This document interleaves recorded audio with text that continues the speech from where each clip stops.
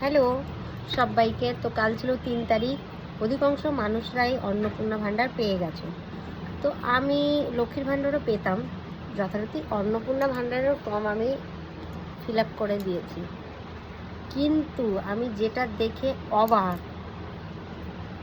আমার টাকা ঢোকে নয়।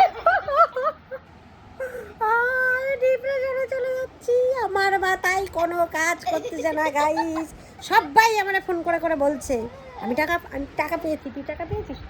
আমার টাকা ঢুকেছে, তোদের টাকা ঢুকেছে। আমার আর ভালো লাগছে না গাইস, আমার আর ভালো লাগছে না, আমি পাগল হয়ে যাচ্ছি।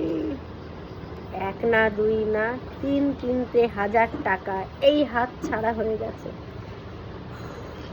ভাবছি হসপিটালে অ্যাডমিট হব, আমি নিতে পারছি না, আমার খাওয়া দাওয়া বন্ধ হয়ে যাচ্ছে। ওর বাচ্চি গো।